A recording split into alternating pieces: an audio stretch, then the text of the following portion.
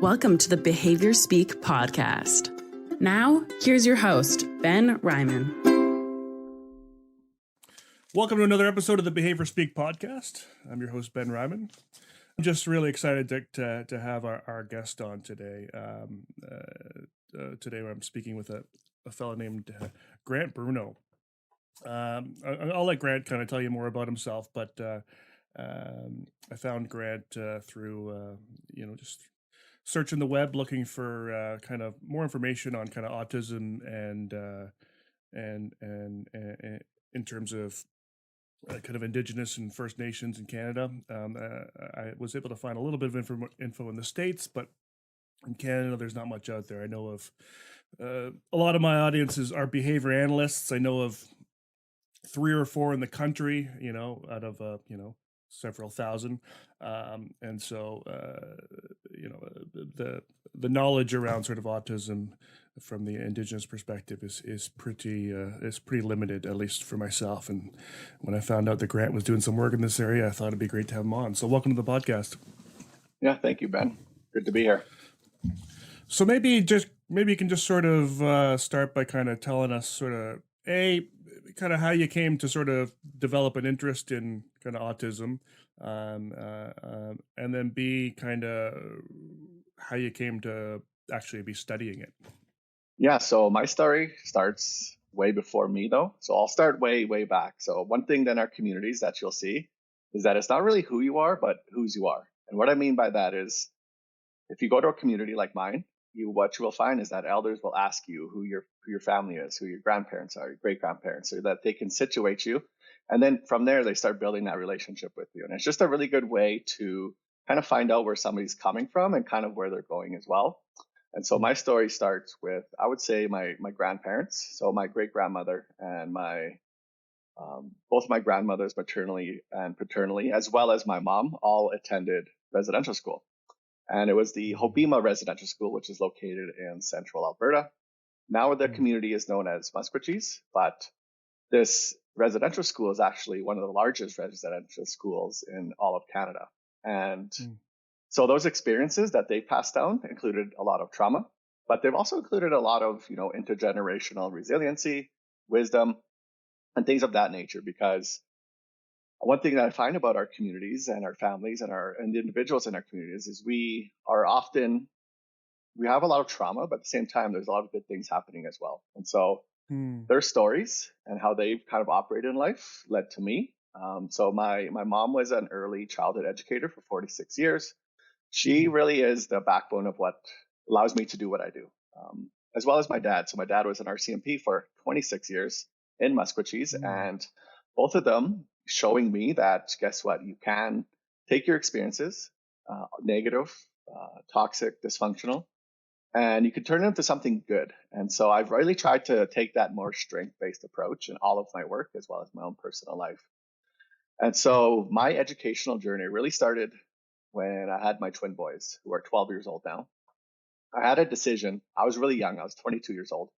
And I had a decision to either start, my schooling or go work in the oil patch in northern Alberta. And I felt it was really, for me, I really did not want to be away from my family for weeks at a time. I fully embraced my role as a father. I absolutely love being a father. It's something that I get excited about, to see my children in the mornings and then get them to school and see them after school. It's my favorite thing, my favorite role by far. And so I chose the education route. So I started school at Red Deer College. I did 2 years there. Then I transferred to the University of Alberta, where I finished a bachelor's of Native Studies. And then from there, I was kind of like, okay, I still need to be a provider. And I understood that with a bachelor's, it's just the opportunities weren't there. And so my research really started in my last year of my undergrad. And I started doing community-based work in Maskwacis around maternal health. And that was my first real kind of experience with anything research related. I didn't understand research. I didn't understand the impact or the power of research. And I just started as a summer student, and it kind of evolved from there. And so I had a really good conversation with my then supervisor, who's like, we would love to have you on this program and this project as a master's student.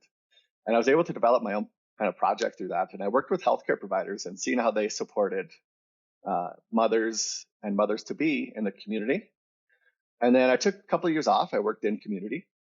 And this is when my oldest was diagnosed. So just as I was finishing my master's. And what I tried to do is I tried to go and find as much information on it as I can. So now I've got this kind of skill set as a researcher to really try and dive deep into the literature, into the research. And what I found was that there's very little literature in this area. To date, I think I've only really found, this is specific to Canada, about maybe 20 articles that are peer reviewed that actually explore autism in Indigenous communities within Canada. And that is hugely problematic for me because as parents, as service providers, as researchers, when you go and try and find information on how to support, Indigenous families, you're not going to find much, unfortunately. Right. And so now that I'm learning about the lack of research here. And then very serendipitously, I was talking with my master's supervisor and I was like, I don't know what I could do after this, right? Like, what are some of the opportunities? And she had been on a board with my current supervisor, Dr. Lonnie Zwagenbaum. And she didn't introduce me. She said, Grant, I highly recommend you go introduce yourself. And that's what I did. I just emailed him and we got along really well right from the very beginning. He's a great supervisor, a great mentor. And I consider him a friend now. And then he introduced me to my co-supervisor, Dr. David Nicholas. And so now I'm a second year Ph.D. student in medical sciences in the Department of Pediatrics. And I'm really excited about the opportunities in front of me. But at the same time, it's a little disheartening, right? Because I feel like there's so much work that needs to be done, and I'm just one person. And I just really want to, make the world a better place for my children. But I know that within that work, I'm trying to make the world a better place for a lot of autistic children in First Nations communities, because there is obviously a severe lack of services. There are jurisdictional disputes. There are a number of things that I think we'll try and unpack here as this conversation goes on. But that's kind of my journey towards autism. So I'm a father, 4 children. My oldest, who's a twin, he's on the spectrum. And then my 7-year-old, he's on the spectrum as well. And of course, their autisms are very different, right? So the oldest, his autism is more he has a lot of sensory challenges. He can't go into, really hot spaces, and he gets overwhelmed with a lot of activity, a lot of social activity. But other than that, he manages well. Academically, he's, probably above average than his peers. And he's probably one of the funniest children I've ever met. He's very literal, which I know is one of the quote unquote stereotypes. But at the same time, I kind of see that, and I take a more cultural lens, which I know we'll touch on later too, is if you ever look at the Cree language or the Nehiyaw, it's a very literal language too. What you see is what you get. And so I feel that his worldview fits in better with the Cree worldview and even mine, right? And then there's my 7-year-old. My 7-year-old has different challenges, right? So he doesn't really speak that much verbally. He says 1 to 3 words at a time. And right now we're just really trying to get him those supports that are going to allow him to be the person that he wants to be, really. And so looking at it from a more cultural perspective, we're not trying to change him. We're not trying to make him quote unquote normal. We want him to fully embrace who he is. And then from there, we'll get him the supports that we need for him. So that's interesting. So, and how old was your eldest when he was diagnosed? Yeah, so because his autism wasn't as visible, I found we didn't really learn until he was in grade 2. And so it was because he was having some behavioral challenges in school, right? He was getting overwhelmed in music class. He was getting overwhelmed in different social settings. And so the school recommended that we would get him an assessment, which is what we signed up for. And so we started that process when he was in late grade 2, but of course it took a year. So it was at the end of grade 2 or end of grade, the process started in grade 1, but we didn't get anything diagnosed until grade 2. And so was he diagnosed before your 7-year-old? Sorry. Yeah, so they were diagnosed within a year and a half. So with Anders, he wasn't talking by 2.5, 3. And so it was up to me really to really push. And I put him on the waiting list for a diagnosis in Edmonton. And then from there, we went and had a conversation with his pediatrician, who kind of by then was really worried or concerned that he was autistic. And she put a recommendation or a reference in for us at the local hospital. And then from there, we were able to do the full day assessment.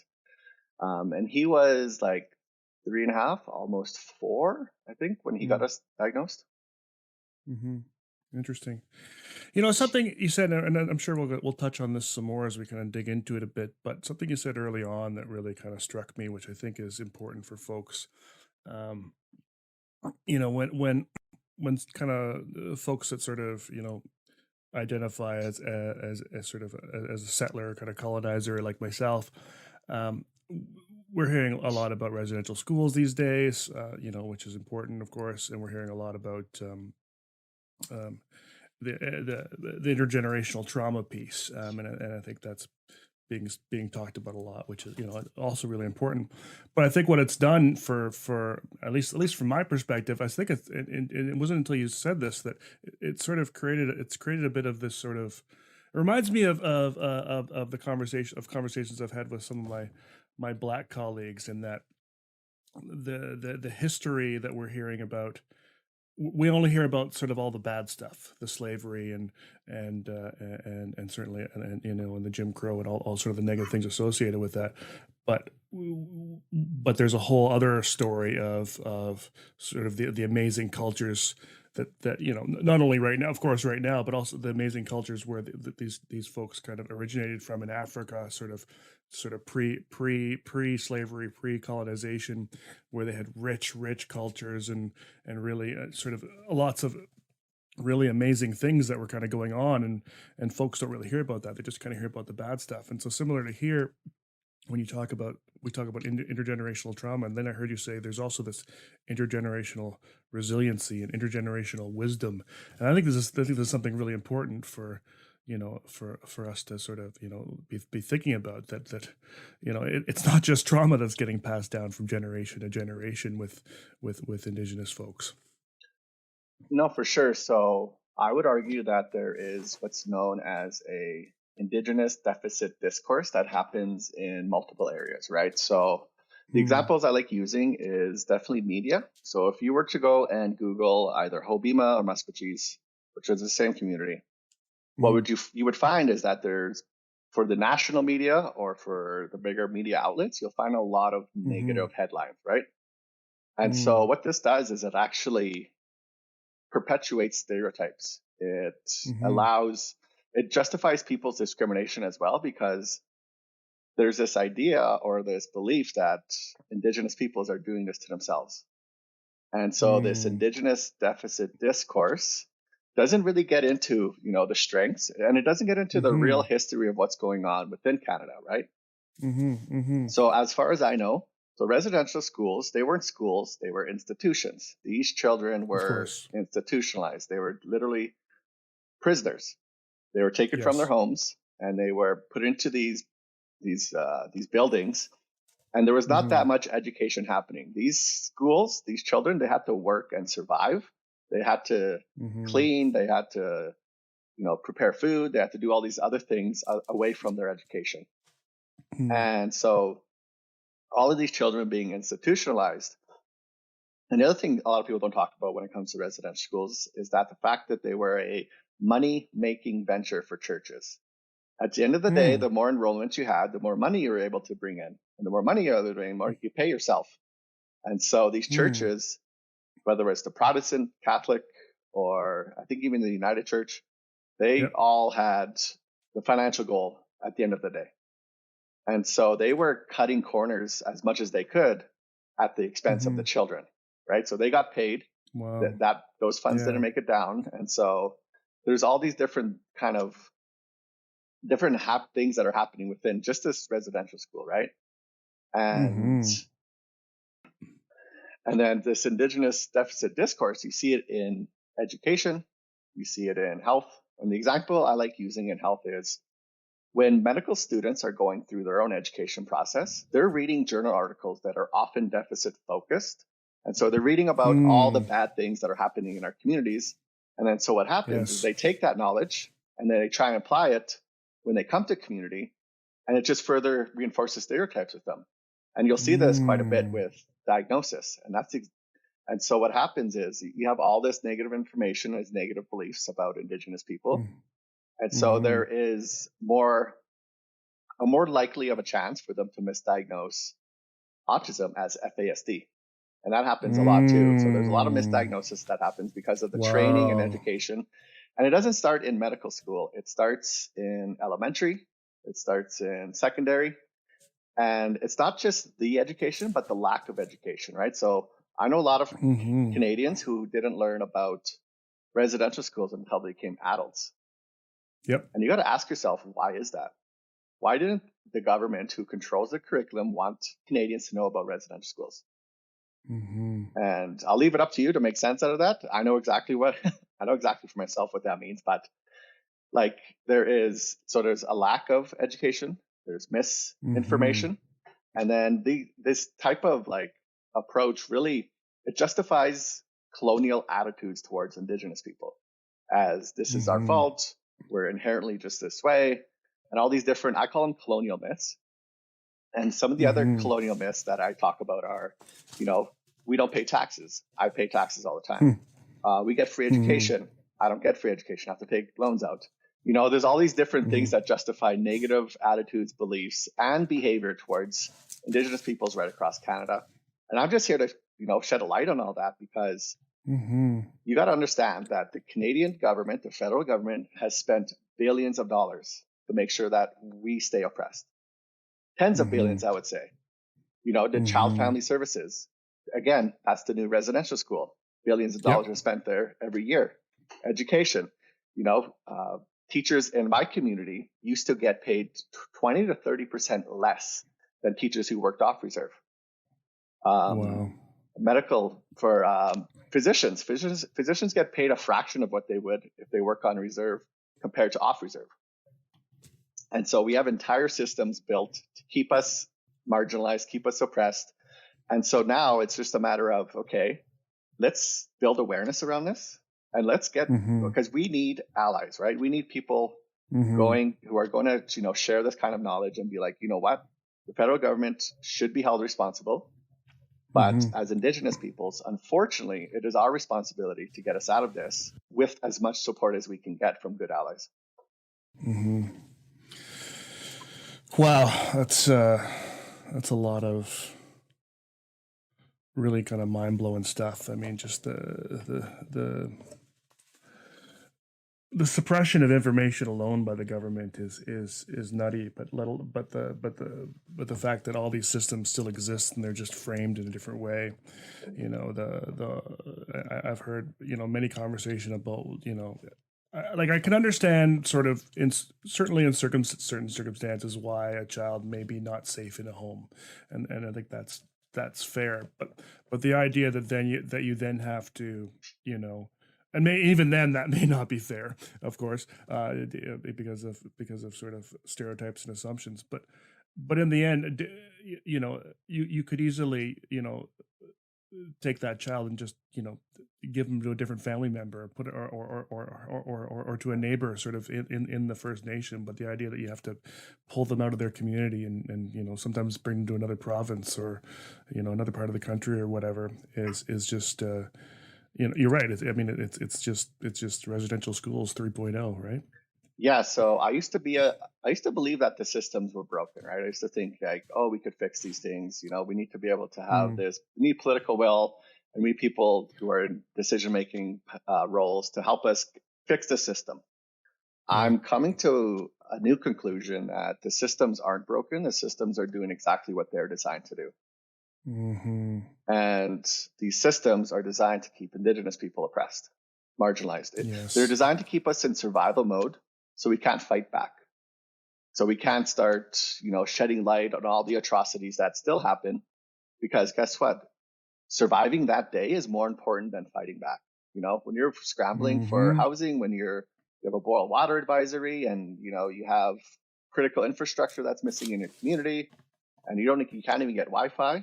Those become daily survival, like things that you need to do, because if you don't do that and you spend time fighting back against the system, you're going to lose out, right? You're going to not survive then, pretty much. And then just to kind of even touch on this Indigenous deficit discourse, there's the same thing happening within autism, right? So autism is often viewed as a deficit. And I've been to autism conferences and different symposiums. And what I've learned, and I've been to Indigenous health conferences, and at Indigenous health conferences, you're often othered. You're seen as different, and different is bad, right? And so the same thing happens with autism conferences. I can't imagine being autistic and then going to one of these conferences and just being told over and over again how we need to fix you, how you're this person that needs to be quote unquote normal. We gotta, get in there and we gotta treat you like a disease. And that to me is hugely problematic, because that attitude and that discourse, that causes harm. That causes people to think about suicidal ideation. That causes people to lose self-esteem. That causes people to, think that, oh, I'm different, so there must be something wrong with me because everybody's saying that something's wrong with me. And so I'm at the really unique kind of intersection of both Indigenous health and autism research. And I'm seeing a lot of similarities, but I'm also seeing that, guess what? There are solutions that we have learned as Indigenous peoples, because I believe we've been doing this a lot longer, that we can share with the autism community.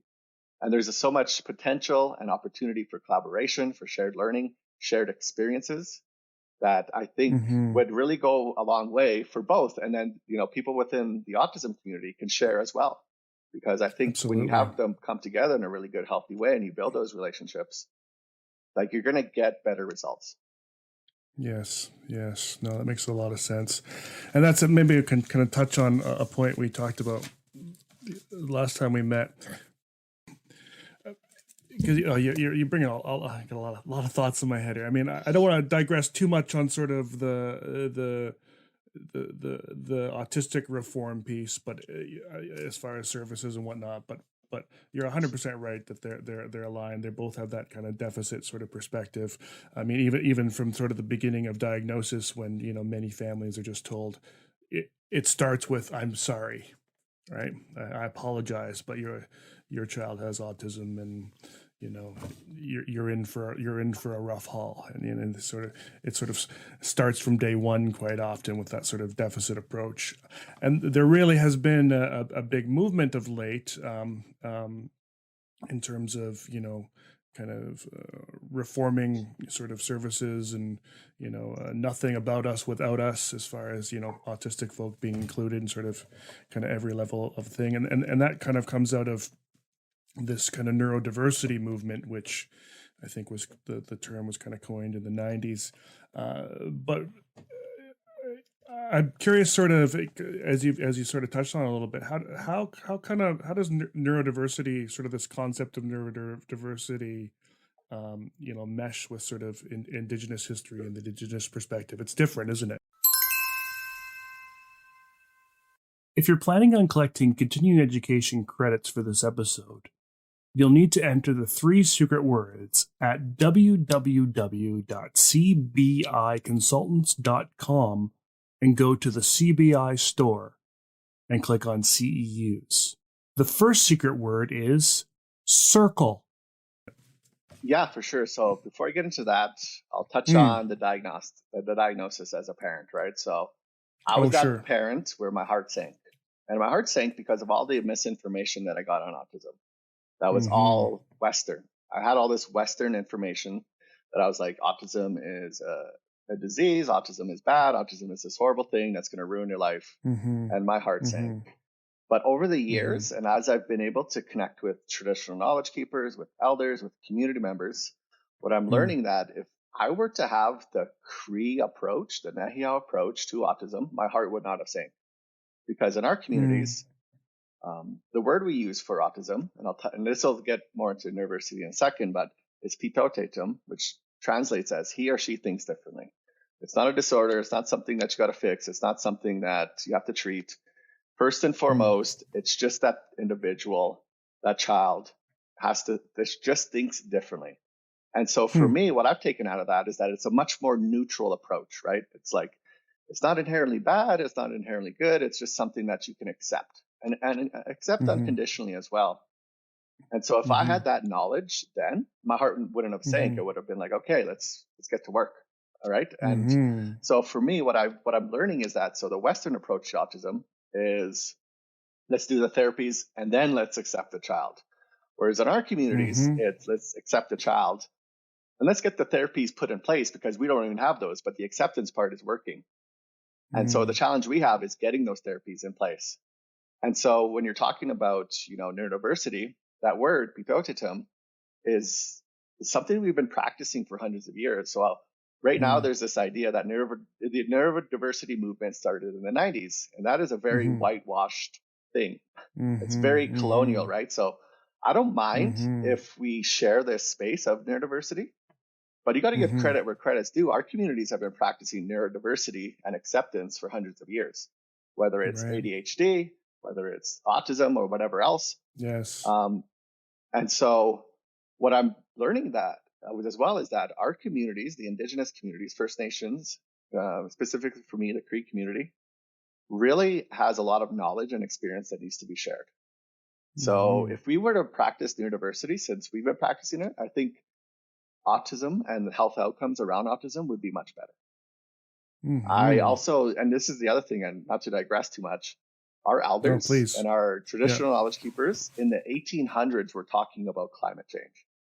They knew then that something bad was coming because of the amount of extraction, the amount of greed, the amount of people just take. Whereas our worldview, we really emphasize relationships to each other, relationships to ourselves, relationships to the land, relationships to the water. And so trying to live in those relationships and respecting and honor those relationships. And then, so I feel like there's so much people, like the Western kind of approach to things could use a lot of Indigenous input so if anything's climate change related, it should be Indigenous led, or at least in full partnership, right? Because we were doing this for thousands of years. Yes. And so the thing is like, how do we get this knowledge here, make sure it's being respected, but we're able to share it and make things better place for everybody, right? Whether it's neurodiversity or whatever else. No, I see that parallel, and not a digression at all. I mean, that's,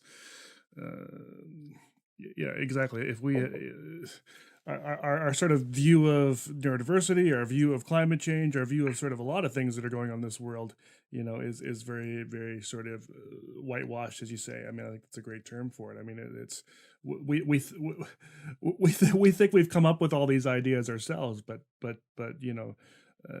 Indigenous folks have been working on and dealing with and essentially preventing climate change for hundreds and thousands of years, and then have watched the world sort of go through all these different phases and whatnot, and have been able to kind of do that piece. So that makes a lot of sense. And then in terms of the neurodiversity piece, well, again, if we were paying attention, we'd be hundreds of years ahead of the game. And so I think you're right. I think we're really coming at this from all the wrong angles.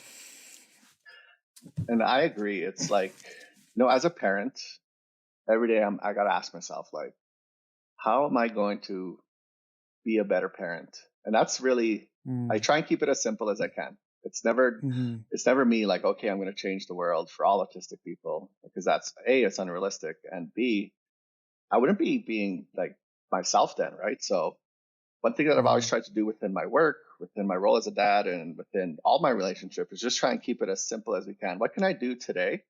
Whether it's challenging, those attitudes around ableism. Like when people use the R word, which I'm sure most people on this podcast listening right now know what it is. I won't even say it.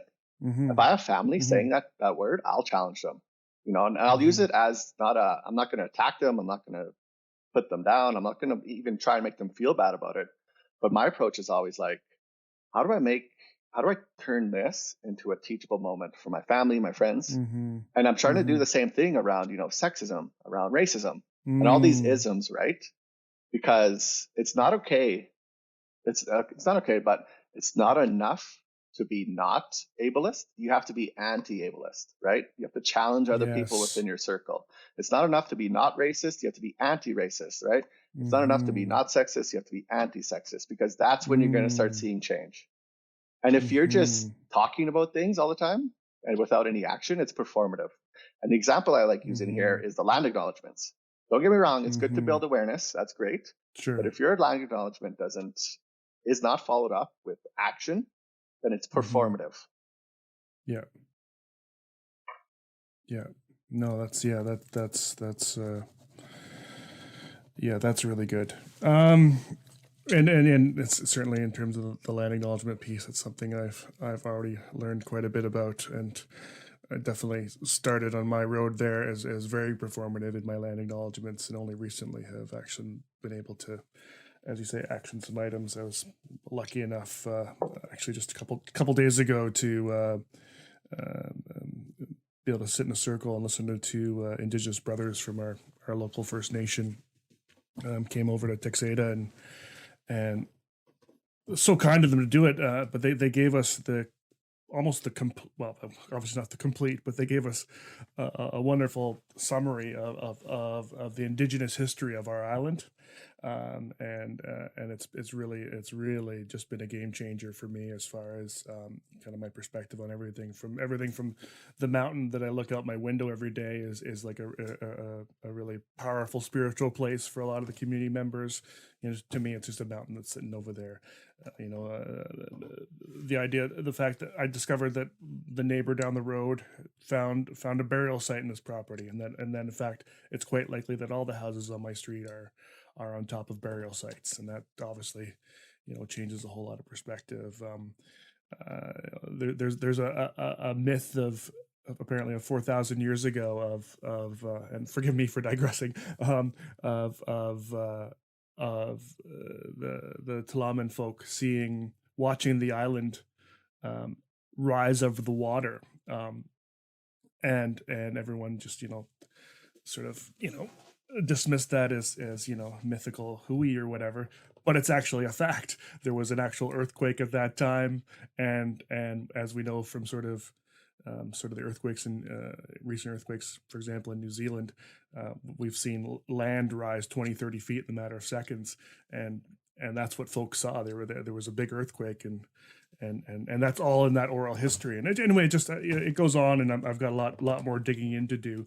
I sort of digress from land acknowledgements, but I really understand. I'm starting to understand sort of, this performative slash, action piece, and I really like how we've heard a lot from, I think certainly with George Floyd and whatnot.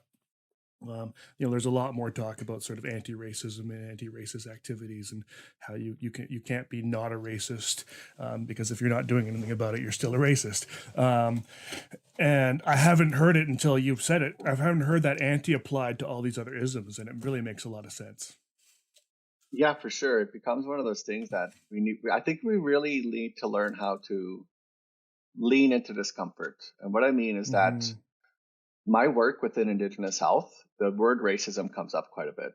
And what I find is that people usually shut down, right? They get defensive, they get entrenched, because the word racism evokes a lot of uncomfortable feelings, of guilt, of shame, of like, oh, I wasn't a part of that, so why would I feel guilty? Or why would, I didn't benefit from, stolen land, and all these different excuses, right? But one thing that I've tried to do in my own life is really lean into the discomfort.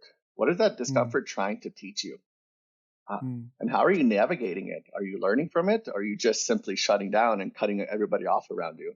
And unfortunately, that's what happens. And you see this quite a bit in social media, is people are not talking anymore. They're not connecting, and it's creating huge amounts of division.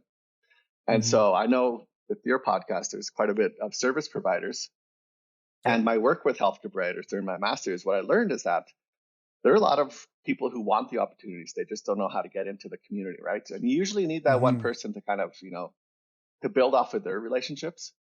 Yes. But what else you need to do is you need to really prioritize relationships. So in my community, there's a legal tradition. It's called Wictodawin, and that's basically the law of relationships. And I talked about this earlier. It's our relationships to each other, the land, and everything else. Yes. And so when you are wanting to build those connections in community and do work in community, you have to prioritize the relationships, not only building the relationships, but maintaining them as well, because at some point the honeymoon phase will be over, and then the real work needs to begin. And the other thing I learned from these healthcare providers is they had to deal with their own internal racism, and they were really honest about that, which I'm really grateful for. So when they would come to community, they would think racist thoughts. And it was like automatic, because remember I talked about the lack of information and the education systems and how that influences your day-to-day life later on. All of that was coming out. So what they had to do is really just be really mindful of like, okay, this is a thought. This thought, thinking a racist thought doesn't make you a bad person. It just means you've been conditioned in a certain way. But how do you deal with that thought? Do you act out on it? Do you allow it to put you in this negative state? Do you allow it to evoke all these negative emotions? Or do you just manage that thought in like a really healthy way? And do you challenge these types of thoughts as well? So when you're working with families and a family shows up and there's like 8 kids, they're living in poverty, single mom, can barely afford, food, you're going to think like, why doesn't this mom just get it together? And you got to understand where that mom's coming from. She's coming from residential school. She's coming from poverty. She's coming from the Indian Act. She's coming from all of these things that are negatively influencing her up to that moment. And so one thing I try and tell people is walk a mile in her moccasins, right? Imagine if you were carrying as much trauma as her. Imagine if you lost family to suicide, to addiction, and all these things, because guess what? All of us are dealing with it in our communities. There's not one person who isn't traumatized. I've been affected by everything from addiction to suicide to everything else in between. And some of our families, unfortunately, they haven't been equipped to cope. And they haven't been equipped to cope because residential schools took that away. They took away the culture, the language. These children were not parented, so they weren't able to pass parenting skills on. And so just really trying to come at the work with that really unconditional compassion, but also being able to understand exactly where they're coming from. And when you put those two together, you're going to get better results. You're going to be able to connect better. You're going to be able to understand exactly the full context of what's happening. And you're going to learn a lot more because they're going to share a lot more. Yeah, no, for sure. Yeah, I mean, I definitely have gone into those situations with that bias and that assumption. I still have in my head your comment earlier about the misdiagnosing of FASD, because I mean this is for sure an assumption that I've had in the past of, that FASD is rampant in sort of every Indigenous family and so on and so forth. And that, if and I can totally see, and in fact, I worked with a fella that actually got the FASD and the autism diagnosis, and I'm pretty sure he got the FASD diagnosis first, and sort of just and now hangs on to that for the rest of his life. I think that's probably another piece, is that with that misdiagnosis piece, is that even if they finally do get the autism diagnosis, they probably don't lose the FASD diagnosis. Is that probably the case too? Yeah, I'm not entirely sure. I don't really. Unfortunately, one of the things is FASD. I know if I were to try and include that into my research, I would get overwhelmed, unfortunately. Yes, absolutely. And so my focus is on ASD. But what I will say about that is that if you were to look at the literature, the peer-reviewed research within both FASD and ASD, there are thousands of articles on FASD in Indigenous communities in Canada. And there are, like I said, there are maybe 20 on ASD. So right there, you can also see the discrepancy between the two. Yes. And then, so the misdiagnosis is just a follow-up to that. Yes. It's just another outcome of these systems being put in place to really, I think, keep these parents, right? So what happens when they get an FASD diagnosis is the blame or the shame is put back onto the parent. Yes, whereas ASD is not the fault of the parent, right? Yes. And so, and then you have to get into like funding. what kind of funding Yep. mechanisms can you access then? That's what I was And thinking. so Yeah. there's a lot of different things that happen within that are, it gets very complex. I'm not the expert on the area, so I won't get into it too far. But what I've learned is that even within ASD, parents still feel like it's their fault in our communities because there's just a lack of education and there's lack of awareness around what autism is. And a lot of our parents are dealing with the same things I dealt with when my child was first diagnosed, right? Yeah. And so I would argue, unfortunately, like the reserve is not a friendly place to disabilities. And I hate saying that, but it's the truth. One thing I don't ever want to do is romanticize exactly the realities of what it means to have a disability in our communities. It's tough. And so what happens is families end up having to leave. And so what happens within that is that families leave the reserve to go get better supports and services, speech language, ABA, whatever else it might be. But at the same time, they end up leaving those other types of supports, right? The kinship, the culture, the language. And so you have to make this really hard decision as a parent to be like, okay, what supports do I need? And what supports does my child need? And what supports does my family need? And it's a tough decision because you have to leave your community based on because of jurisdiction. And so the jurisdiction, so in Canada, most autism services are provincial, right? Right. And on reserve, they're all governed by the Indian Act, and the Indian Act is federal. And so technically, it's supposed to be the federal government's responsibility to provide those services in our communities, and they don't. I see. And so what happens is you have families who need to get services, so they apply for the province, but sometimes the province doesn't approve because they have a reserve address, so they have having to leave, or they just don't get services at all. Now, this is kind of being solved with Jordan's Principle. So Jordan's Principle is for all First Nation children that are status off and on reserve. And it's had a lot of good impact, which I'm really grateful for. But we need to start looking at jurisdiction and how do we resolve that issue? Because a lot of other children are still not getting the services that they need, and so they end up suffering needlessly. Well, what is Jordan's Principle? I've heard of this, and I don't know enough about it. So I won't get into the details about kind of where it comes from, other than the fact that there was a child, I believe, in Manitoba. His name was Jordan River Anderson, I believe. And he ended up staying in the hospital for like 2 to 3 years when the federal and provincial government were arguing who's going to pay for what. And he ended up passing away in the hospital because of that. And so instead of him going home with his family and spending time with his family, he stayed in the hospital because these two governments just argued over who was paying for what. And that was the only problem. And so that now out of that, which I'm really grateful for, and I think it really helps our communities, is Jordan's Principle is this funding mechanisms that families can access now on and off reserve for their children. So it's pretty wide open with what you can access. So for example, I've used it. I've used it for my oldest son who needed an EA for his school, and they're able to pay for that. They're able to pay for transportation. I've heard of people getting, therapy dogs. I've heard of people getting, speech language and different types of therapies.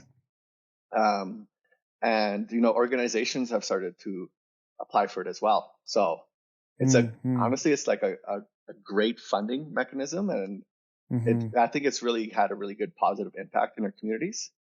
The challenge there is, of course, okay, so you get this funding, but now you need service providers to come into the community, and they won't. And so there you go. There's that other complex kind of like that conditioning, right? Like that racist, I don't want to go there because I fear for this and yada, yada, yada. And so it's about, you have to tackle multiple areas when you're doing this kind of work, right? You can't just focus on one, because as soon as you start focusing on one, it's kind of like whack-a-mole. You get some, some good progress in this area, and another problem comes up over here, and it's like nonstop. I don't want you to sort of, sort of get into any sort of personal stories necessarily about your own community, but I'm wondering if you can just elaborate a bit on, because we talked earlier about sort of neurodiversity and sort of that, perspective from, from Indigenous culture and that acceptance that's there. But then at the same time, you say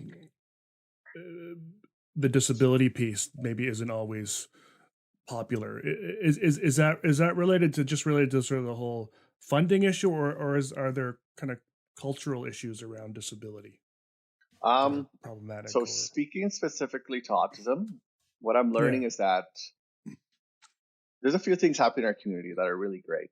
So our mm, local education commission, so they actually amalgamated all the different schools about 3-4 years ago. So Maskwacis is made up of 4 different reserves. There's Samson, Ermineskin, Louisville, and Montana. And mm, previously, before this commission, each reserve had power or like control over their own education. But yeah, now that's been taken and put into another separate entity, and they actually govern all the schools now. So they're all under one umbrella, which is a great thing because it depoliticizes it and it allows them to share resources and share learnings and mm-hmm, stuff. But at the mm-hmm, same time, they actually, and I believe this is at the end of the day a strength, but it does come with some challenges later. So one of the things that mm, this school commission does now is they actually offer services to children in their schools without a diagnosis. And mm, so they're really trying to meet the families where they're at. And that to me is a great thing. cool. But at the same time, they got to really be mindful and they got to talk to these families that when this child turns 18, they're not going to have the same access to resources. And they're going to need a Mm, diagnosis then, because if they want to access, yes.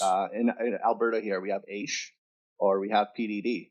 And if you want to access Mm, those, you need a diagnosis. And getting a autism diagnosis as an adult here in Alberta right now, I believe it's about 4 years, if they give you one. wow. Wow. And so it does come with a bit of challenges, but at the end of the day, I think these children are getting the services they need in that. The Mm-hmm. problem there is that those are the only autism services that I know of in the community. So the local health Mm, authority doesn't offer them, and nobody else does. And so if your child doesn't go to a school, then what happens is they don't have access to that. So like mm, my sons, they still live in the community with their mom, but they go to school off reserve.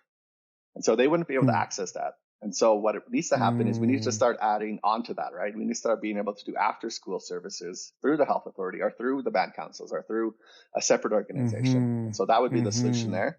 And then talking about that cultural piece, I think I don't have evidence to support this, but it's just kind of my own belief Sure. Yeah. is, and I think it's beautiful though, it's like a lot of these families, a lot of these parents, they say, that's my child. I don't need a Mm-hmm. diagnosis for my child. I'm going to accept my Mm, child no matter what. hmm, And so what I'm trying to teach them now is that if you do get a diagnosis, you can get those services now. You can get Jordan's principle and other stuff mm-hmm. like that.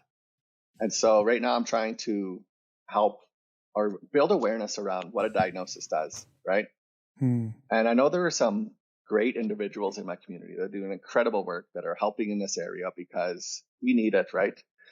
And so those are mm-hmm. the kind of stories I'm hoping with my PhD research to kind of share, right? Because right now, again, Mm-hmm. we're focusing on the deficits, but I want my PhD to be strength based. So what are the good things Mm, happening in our community and how do I share those so other people can learn from that? Other communities, other organizations can learn from what's going well in our community, as well as, how do we mm-hmm. learn and find those solutions to the deficits or to the negatives? So what is your research? What are you looking at? So my research is still very much in its early stages. Mm-hmm. I'm in my second year, so I've got ethics, I finished my coursework, and Mm-hmm. actually I just learned this morning that I got a confirmation of the first community. I call it a Maskwacis autism advisory circle. So Right. MAAC. Yes. Yes. And Yes. so Yes. I want my research to be fully community led. So me being a community member, Mm, great, but I'm just one person. mm-hmm. So I'm Mm-hmm. developing this circle to really work through the research process, right from research Mm, question. So I don't have a research question yet. And those are the mm-hmm. things that I'm going to try and work through with this circle, to the research Mm-hmm. design, to the data collection, through analysis, and so on and so forth. And so I'm at a really unique position of going Mm, from, so right now there's a huge emphasis on community-based research.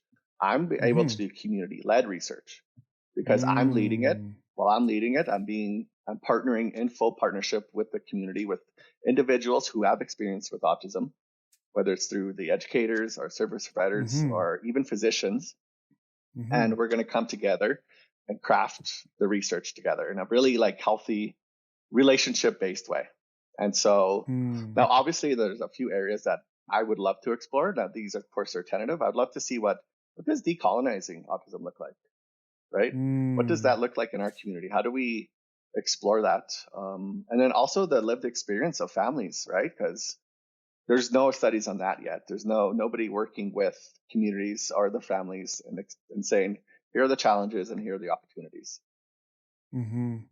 And have you even though you haven't really delved in, I mean, that's really cool. I love the whole community-led idea. I think that's just I think that's that sort of, I think we're seeing similar sort of conversations in the sort of the general autism research circles, that that everything right to from recruitment to the but to the beginning, asking those research questions should be really, a lot of it should be autistic informed from sort of day one. And so I really see that being powerful. Have you you say you want to kind of dig into this in your research, but have you had any opportunity, just sort of personally, anecdotally, to sort of hear stories from other Indigenous families? Yeah. So one of the main things I do that I've been doing over the past 2 years is like these community engagements, right? So I've been talking with people from Maskwacis, but I've also been talking with people right across Canada. And I use these type of engagements to really learn. That's my main thing, is like, I've had families reach out to me. I've had service providers. I've had medical professionals. I've had, community leaders reach out. And over that time, I've learned quite a bit. And I feel like it's just, there's a lot going wrong, but there's a lot going right as well. And so some of, obviously, the negatives or the deficits that I've learned about are, there are missed opportunities for intervention because of lack of awareness, right? Because people don't know what autism is, how it looks. And so these children end up going through like the daycare or early education without ever being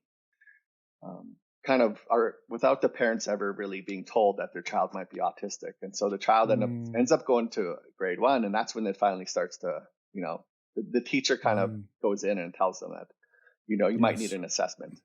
What I've learned also is that, like I had mentioned, families have to leave the reserve for better access to services.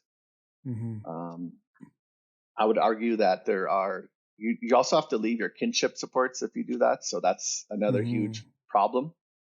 There are huge, again, jurisdictional challenges, but at the same time, just thinking about kind of the strengths, is that autism in our community can be viewed as a gift, right? So that ability to see the world in a different way is a gift and something that should be celebrated and embraced. And I think this starts even before the autism, though, because in our communities, what I've learned is that the child's spirit actually chooses its parents. And so that child is viewed as a gift, right? A gift from their creator. And then from there, it's up to the parent to provide and guide and support that child through life, because that child has been gifted to you. And then on top of that, the autism can be viewed as a gift as well. Yeah. I've also heard really like inspiring allyship stories, individuals who are coming to our communities for the right reasons, who are in the community doing great work, working with families, working with organizations, and are, just allowing themselves to do the work that they need to do for these children. I've also learned that, the more cultural connection, and this is my own personal story, is that the more cultural connection, the better it is for the child. And an example I like using is, so me and my son, the 7-year-old who lives with me, every morning before he goes to school, we do a smudging ceremony. So we light sage and then we smudge with it. And then we pray. So I have an eagle feather that I pass, back and forth. And so he usually starts. And I mentioned earlier, he says maybe 1 to 3 words right now. When he starts praying, he prays for a few minutes. And he's starting to he comes out more. I think he's being more of his authentic self because he's more connected. And so he'll talk there for 1 to 2 minutes. And sometimes I have no idea what he's saying, but I know that the creator does. And that's all that really matters, right? Yeah, exactly. And on top of that, so last summer, I had the opportunity to bring my sons to a chicken dance ceremony out of Maskwacis. And I won't get into details about the actual ceremony because that's not my place. But what I will say is that my sons, they were dancing and drumming and singing. And I could just see I could see it on their faces how much they loved it and how connected they must have felt. Yes. And so as I kind of move my research forward, those are kind of the areas I'd love to explore is like, what does a sensory friendly cultural event look like a powwow or a round dance? What does that look like? And how do we make sure that these spaces are inclusive of those who might have sensory challenges, who might get overwhelmed with, the social element, who might not feel comfortable. And I'm really trying to take what I've learned in ceremony. So Maskwacis is actually really blessed. There's a lot of culture and a lot of people who practice ceremony, which I'm really grateful for. And so I try and take lessons I've learned in these different ceremonies, whether it's the Sundance or the Sweat Lodge or whatever else. And one thing I've learned about ceremony is that they are a very inclusive space, and they're a space you can be yourself, your authentic, genuine self. You don't have to have your guard up when you go into these spaces. I'm not a Ph.D. student anymore. I'm just Grant, right? And so what happens is, as soon as you hear about the ceremony, that's your invitation. You don't need a formal invite. And to me, that just screams inclusivity, right? That encourages, right? So if you show up there, people are going to bring you in and going to be like, okay, I'm grateful you're here. And so that, go ahead. Yeah.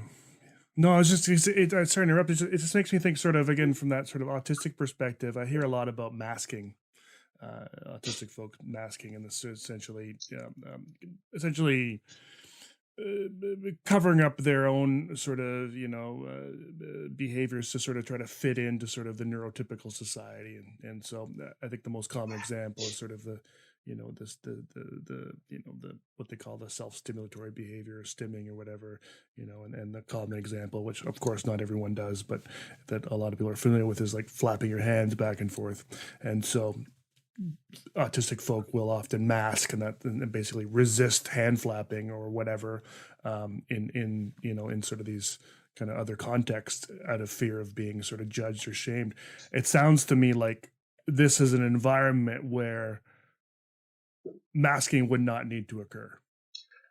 Yeah, so the thing about these spaces is you really want to show up with your heart, so to speak, right? So showing up as you yourself and not the mind version of what you think about yourself. And, it's interesting that you bring up masking because Indigenous people do it too. I have to mask all the time. So there's a different version of me that when I'm in ceremony and I'm laughing and I'm joking around, that feels more authentically me than when I'm doing a presentation or talking with academic folk, right? Yes. Because there's different expectations. There's like, okay, I call it the res version of Grant, and then there's the institution version. And don't get me wrong, it's still me, but I understand that the humor that I use when I'm with my family or with friends in the community, it's like a lot of people won't get it at the academic level, right? They kind of look at me strange, and because one of the things that we love doing in our communities is we love to tease. It honestly becomes one of our, I would say it's like a love language. So teasing somebody, like me teasing my wife or teasing my family or even my mom, and just like laughing about it is something that we try and do. And it's honestly like a form of like affection. Like if I'm teasing you, just know that I trust you and that I trust being around you. But I can't do that with because people take things, they take things way too seriously. And then they're like, oh, okay, this person's a little too different for me. And then different is bad, right? Whereas in the community, different isn't really seen as bad. Different is seen as neutral, like I'd mentioned earlier. Absolutely. And you say that the masking, and I think another term I've heard sort of related to that that I sort of heard first in the Black community, code switching. It seems to be kind of another sort of phrase related to masking, where folks just sort of, basically switch the way they engage with folks, depending on whether they're in their own community or they're in the sort of more settler kind of white community. I believe that masking, code switching, whatever else, is really just a survival mechanism, right? Yes. It's really just trying to make sure that you quote unquote fit in, that you're seen as normal, so you don't stick out too much. Because if you stick out too much, a lot of people don't like that within the mainstream Canadian society, right? Like they don't want people they don't want to be seen too differently. And so I'm trying to slowly try and get away from that, where I am seen as different, because I'm learning in my community is different isn't bad, like I just mentioned, but these different survival mechanisms that we have to kind of go through to appease the colonial kind of way of life. It's exhausting. It's, I have to I have to be really mindful at all times. Whereas when I go back to my community, I can just take that all off and just be myself. And so I find myself leaning on my community quite a bit now, right? So I go out there for, ceremonies. I go out there for go see family. I go out there to learn how to relax and just be myself. Because if I'm turned on too much as something else that somebody else wants me to be, that's when things, I start getting anxiety and depression and things like that, because I don't feel like I'm being myself. That makes me think of another thing. I was talking to a guest recently. She's a Black autistic woman who's married, and she's got a couple autistic boys too. And she was talking a lot about masking and sort of all those pieces. And it's not just sort of as you say, it's not just like sort of fitting in or sort of to avoid sort of overly sensitive folks or ridicule, but there's also the whole survival component of like actual life or death kind of component, particularly sort of in terms of interactions with police and whatnot. And I know that a lot of First Nations folk are also kind of masking and whatever, sort of, in those interactions with police. Now, obviously you're going to have a unique perspective with your dad being in the RCMP for all those years. But my question is, and you may want to address some of the points I just made, but the question I have is I'm curious sort of what your perspective is on sort of teaching your children some of those sort of pieces. The second secret word is ceremony. Is around sort of survivability. I know obviously the ideal is we shouldn't have to do this, and get rid of systemic racism and all these sorts of pieces, but we know we're not there, and the chances of sort of being there in the lifetime of your children is probably maybe not great as well. And so I'm just curious what your perspective on that as far as teaching your kids and whatnot. No, that's a great question. So just in regards to my dad and being an RCMP, one thing he told me when I was, getting into my teens is that not all police are to be trusted. And that's really resonated with me, because he knows he's worked in the system for many, many years, and he's seen what they're capable of. And so he kind of he did that same approach that I'm trying with my children, right? So I'm trying to teach my children that, guess what? The world is not going to be built for you. It's not going to be built for you as somebody who's autistic. It's not going to be built for you as a Cree person. And so my sons I would say all my children, they're at these intersections, right? So, for myself, my intersectionality is, I'm Cree, I'm a male, I'm educated, I'm neurotypical. And so some of these intersections have privileges and some don't. And so for me, what I'm trying to do is leverage my privileges so that my children have a better life, right? So So I'm trying to build a foundation within them that includes a lot of culture, because that's the one thing I find myself was the most important thing that was missing from my life. So I did not grow up with the culture or the language or the ceremony or anything like that. I didn't start doing that until I became an adult. And that's when my mental, spiritual, physical, and emotional health started to get a lot better. Because that was the missing piece. I was really good at physical health. Mental health, I learned how to meditate and stuff like that. And then the spiritual part was completely non-existent. And so over the past 3-4 years, I've tried to really embrace that side, right? And so for my children, I'm trying to teach them a bit of the language as much as I can, because language is the foundation of culture. But at the same time, I'm trying to bring them to ceremony. I'm doing sudging with them. I'm bringing them to cultural events. I'm trying to get them as immersed in the culture as I can, because I know that when they become adults and the world starts, getting more hostile towards them, that they're going to need something to fall back on. At the same time, I'm trying to equip them with knowledge, have them learn how to think critically, teach them about different things that have affected us over the years. Like my mom didn't really talk to me about residential school until I became an adult because of the amount of shame that she carried with it. She didn't want to share that. And so my sons know about residential school. They know that their gukum or their grandmother went there.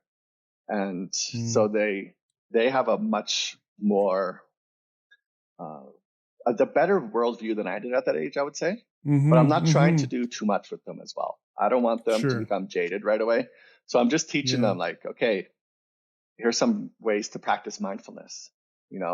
Here's why honesty is important. Here's why taking initiative is important. Things like that. Things that were never really passed down to me, unfortunately, and things I've learned as an adult. I'm trying to pass those on with the culture, though, and with trying to make sure that they know that they are Cree people, and as Cree people, they should be proud of that, and they should be able to share that with other people without shame. Because growing up, I was ashamed to be Native. Right? I went to off-reserve school. It was predominantly white. And, I'd have racist things said to me. I wouldn't say anything back. I'd have, teachers that would snap at me because I wouldn't do my homework and stuff like that. And so I'm trying to equip them to make sure that they don't carry the same shame that I'm carrying. At the same time, I understand I have my own healing journey, because my healing, and the more I'm able to heal from colonialism, from all the policies and stuff like that, the less I'm going to pass on, right? That intergenerational trauma. So I'm trying to pass on that intergenerational wisdom and resiliency that my parents did, while unpacking the trauma and stuff. So I'm not passing that on as well. Yeah. No, that makes a lot of sense. And it's funny that was almost verbatim. That sort of last piece is what one of these two brothers were saying, because I think they're both around your age too, and they both have kind of young kids. And in fact, they brought two of their kids to the session, which was just wonderful as well. But he was talking about sort of how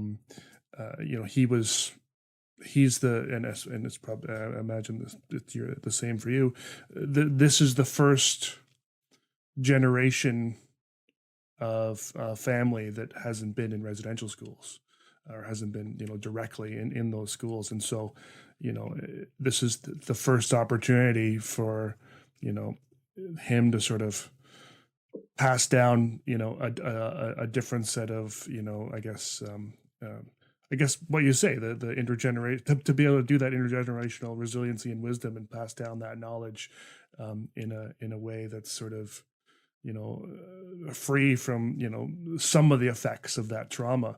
I mean, just the idea. I mean, just the piece that you just said about sort of telling your boys being able to know that their grandmother was in residential school, whereas maybe you might not have been aware of that and as a child, and therefore you would have had a perspective on sort of the behavior of these elder folk in your life, and sort of with no context to kind of put that all together. Whereas these kids are going to have sort of just potentially a new road, a new path. And so I think that's really, really interesting.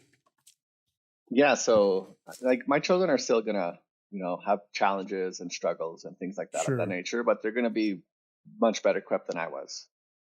And so I'm really grateful for that, because when I think about residential schools, and I think about the children's experiences within that, and then I think about my son, my 7-year-old son, who is not verbal, he probably would have been killed, right? That's just the honest truth. Like, he would not have survived. And I also think about the Hobima residential school. So the Hobima residential school had a eviscerator. Now tell me why a school has an eviscerator, right? And there's children there. What is an eviscerator? It sounds horrible, but is it? It's like it those things that sort of grind up like chickens and whatever. No, they don't grind up. They heat them up, and so you throw things in there, and then they eviscerate. They turn into nothing. Oh, so like. And so right now there's this. Oh my gosh. No, so right now there's this. There's all like, hey, we're finding all these graves, There might be 93 Yeah. here or 700 here. Sure. That is a low estimate, I'm telling you right now, because everything the government's telling you is always way lower than what it really is, especially when it comes to Indigenous people. And so I'm thinking about like my children and their experiences and how my son would not have survived, right? He just absolutely. And so and my mom always tells me that she's really grateful that she had to suffer, so we didn't. Wow. And so her suffering, and she made a really good life for herself afterwards. And a lot of people don't, unfortunately. A lot of people take their trauma and they get into, drugs and addiction and all this dysfunction. And my mom just didn't. She's like, no, I'm absolutely, I have a family to raise. I'm going to not get into that lifestyle. I'm going to raise my family. Yeah. Don't get me wrong. It was never perfect in any way, or shape or form. Like we still struggled and there's a lot of challenges. But the fact that she was able to still show me compassion, which a lot of parents unfortunately don't, because they never learned compassion growing up because of the priests and nuns. She was able to really break a generational curse that should have started with her. She was able to break it. Wow. No, that's amazing on her part. I'm trying to grasp sort of the idea first of this eviscerator thing is certainly, an image now in my head. And of course that, for sure, if they were just literally, and I know we don't have any sort of, facts because, the government wouldn't would the last thing that they would do is sort of release those kinds of details. But, the idea that, going back to that 93, and how many more were just, essentially, cremated, for lack of a better term, and not buried or whatever. And wow.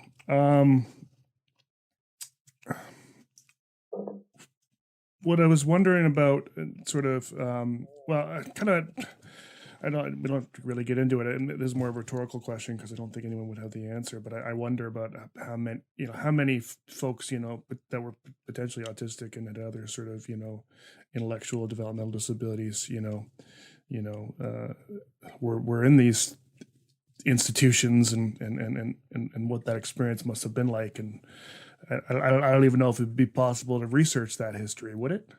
No, unfortunately. Now, the church won't even give up records for everything. Yes. And it's one of the asks. Yes. So they're currently at the Vatican, right? So we have the 3 different groups: Inuit, Métis, First Nations. And they're asking them to release these, and they won't. Yes. And they won't because there's just so much dirty, disgusting history within that. Yeah. And, you hear stories of some of these children getting pregnant, and then those children going missing, right? And stuff like that. So, whatever you're thinking about residential schools, it was a lot worse.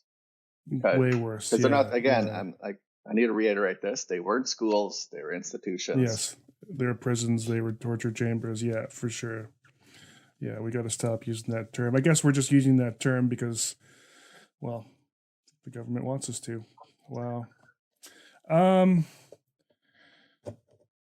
Something this might digress a bit from what we're talking about, but there was a term you used when we kind of chatted before the podcast a few months back, and I want to know if you could just tell me a little more about it. It was you described, and I forget what you said, so I'm hoping you can do it again.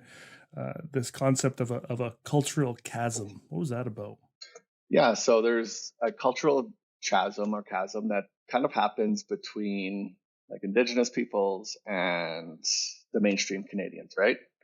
And that chasm really starts with colonialism and how that has made these 2 groups as separate as they can. So, for example, I often say reserves. Reserves are essentially, at the end of the day, they're just concentration camps. We need somewhere to put the Indigenous people, so let's put them on the reserve. Actually, Hitler actually got his ideas for concentration camps from reserves. What? And so even apartheid in South America was based on the reserve system here in Canada. Wow. And so what happened is that we got put into this little box, and there was actually a couple positives that came out of it. So we were able to retain much of the language because of it. and the culture, because it was so saturated with so many different people that are also from the same tribe or same community. But then there's all the other negatives, like they couldn't leave the reserve unless they had permission from an Indian agent. And so they had the pass system. And so you couldn't go out and find a job. You couldn't go out and get an education unless you had permission from the Indian agent who was appointed from the federal government. And so there was not enough cultural connection between Indigenous peoples and everybody else, that the space in between them is filled with so much misinformation, lack of education, different attitudes and beliefs, that it's hard for them to come together, right? Because a lot of people in the mainstream, they understand one area of Canada's history, which is they think is the true history of Canada, and whereas we understand Canada's dark history.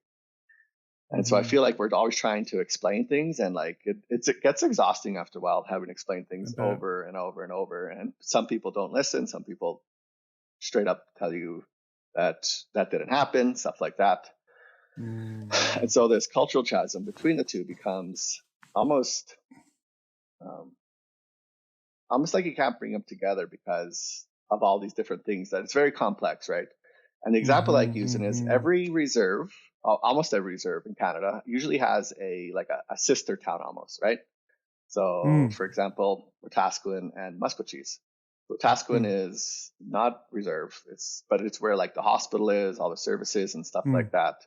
I would argue that these communities, there's a lot of tension between the two.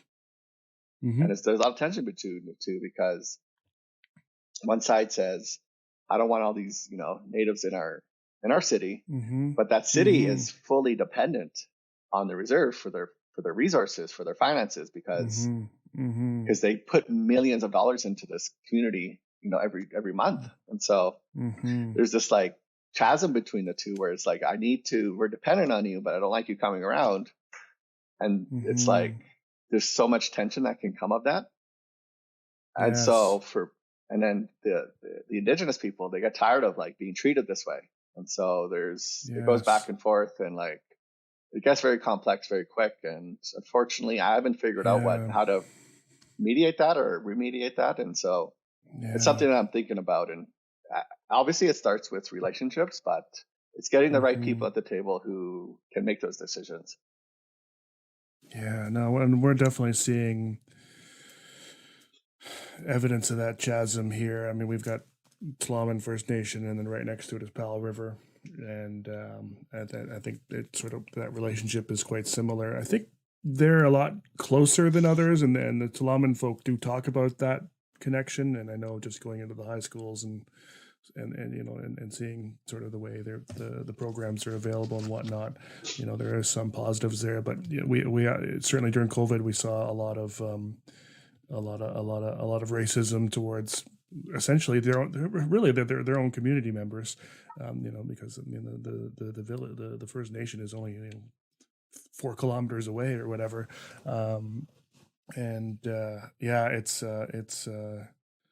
it's interesting, and then right now there's quite a big debate about the name, a name change for the city. Essentially, Powell River, the area, the name Powell is associated with a guy named I want to say Israel Powell, I think is his first name, and I think he may have been one of those Indian agents or something on that level. Anyway, he was definitely involved in sort of a lot of the coordination of most of the residential schools in the province, and so there's obviously a lot of negativity there, and so they're really looking at sort of the name change, but the racism that's sort of coming out of the idea of and they're not looking to get rid of the first name necessarily, but they just would like to add a second name in. But the conversations are just so vitriol, some of them, and it's that chasm is really evident there, and we're witnessing it right now. So yeah, I know. I often hear the argument that we're erasing Canada's history if we change these things, right? Yes. And my argument to that is like that Powell River has an Indigenous name, and then it got changed already.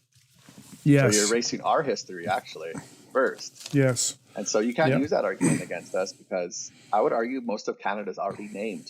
So for example, Edmonton, the Cree word for Edmonton is a Maskwacis, which is just Beaver Hills Lodge. And, you know, you got to understand, like, our history runs deep within this land, and it always will. And so when people argue, we can't change Canada's history, we're erasing, we're being revisionist, that's already happened. It's already, you've done that to us, and we're just trying to reclaim some of that back. So yeah. No, and it seems so obvious when you finally kind of put it together, but folks are really struggling to kind of grasp that concept. And it's tough. I do think the name change is likely to go through. I think there is a lot of support for it, but I think there'll still be a lot of division for a long time to come, if and when that does happen, which is really unfortunate. Getting close to kind of wrapping up here. And then kind of talking about things in sort of a strange order here as just ideas kind of come to my head. I have ADHD, so I tend to jump around quite a bit and get distracted by a new thought every now and then. But I'm wondering about. It really sounds like you're sort of in the very early stages of, really creating, potentially like a whole new approach to sort of, I don't even know if treatment is the right word, towards supporting autistic folk, because I think that whole community-led, community piece, the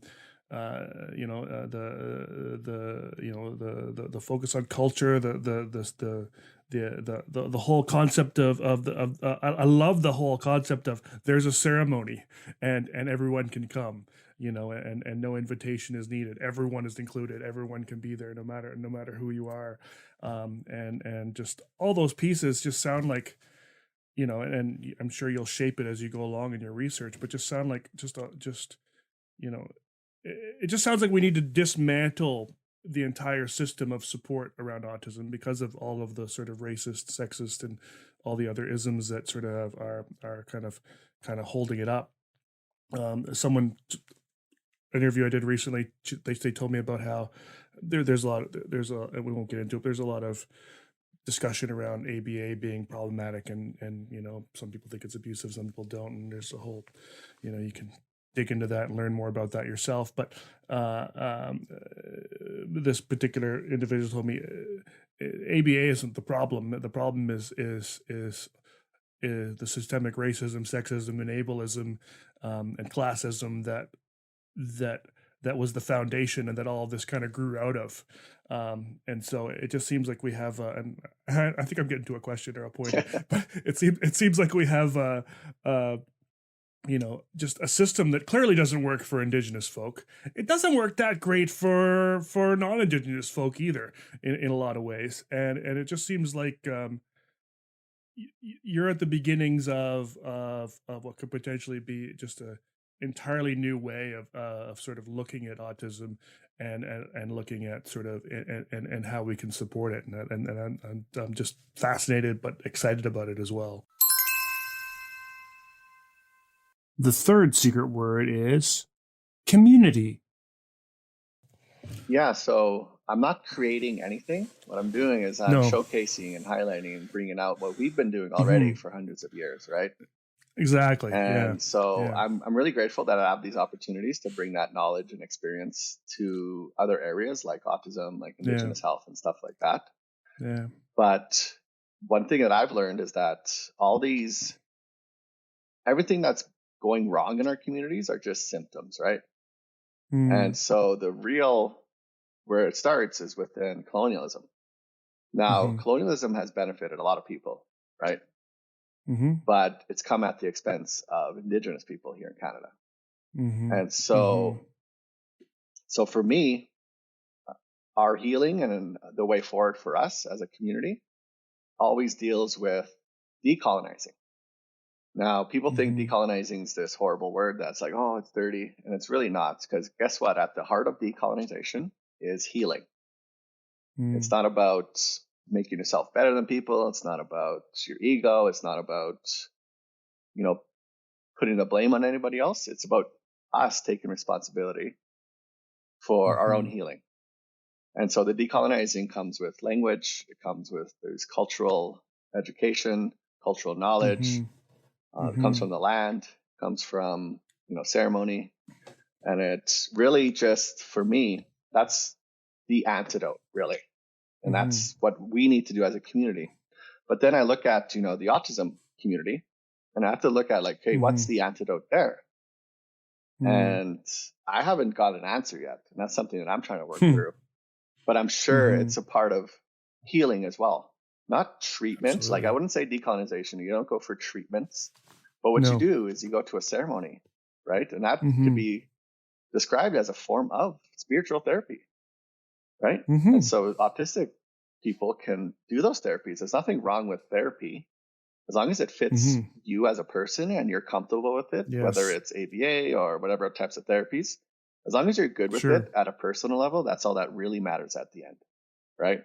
Yes. But I've heard of people being people using culture as a thing to like hurt other people as well, right? Like people who look down at other people because they're not cultured enough or they're yada yada. So we kind of deal with the same types of things.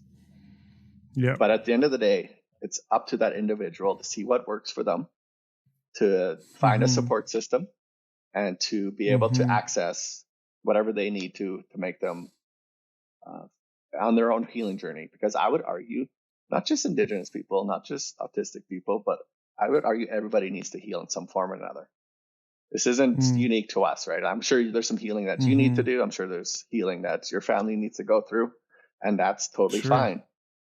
And we should be encouraging that healing instead of putting shame on it, right? Instead of not talking about it, instead of not being able to share what's going on. How am I'm wounded, right? I'm wounded in so many different areas. I should be able to share that. And so that's what we would have done traditionally, is like, so that's if you ever go to like one of the ceremonies, you become very vulnerable. You start to share things in your life, and you feel like you're being listened to. And it's a feeling. It's not just like somebody's hearing you, but you feel it, right? And so, and that's one thing my sons is my son doesn't talk, but he is very emotionally intelligent. Like he feels things at a very high level. I know that because, he's seen me cry and he's come up to me and asked me what's wrong. Right. And so he has the emotional intelligence to understand when something's wrong, when something's going good, and all these other things. Yeah. And he might not be able to communicate like me, like with verbal, but he communicates in a lot of other different ways. And so for me, it's just about making sure that I'm able to see his strengths. And then later on, we'll start working on, this area. Like he may need more spiritual support. He might need more academic support. He might need whatever the types of supports. And so it's really trying to reframe things that I've learned and bringing those to different areas, right? So things that I've been able to experience, like within ceremony or whatever from my community. So it's a lot of reframing, or in our community, we call it restoring. That's all it really is. That's all we are, right? It's just the stories we tell to ourselves, stories that we tell each other, stories that we tell about, how the world works. And so trying to really make sure that we're coming and we are mindful of the stories, and we're making sure that these stories fit in line with who we are as well. Really cool. That's awesome, Grant. I'm really, again, humbled and privileged that you came onto the podcast to kind of share what you're doing. I hope I know you're early in your work and you got a lot of really kind of cool things coming up and a lot of real unknowns that you got to figure out, and probably a lot more as you go along. I hope someday, it could be a while, when you're done your PhD, I feel like you're going to take your time and do it right. That we can have you back on when sort of project number one is done, and we can hear a little bit about what you found out. No, I'd love to. Awesome. Well, thanks again for coming on, Grant. Yes, thank you.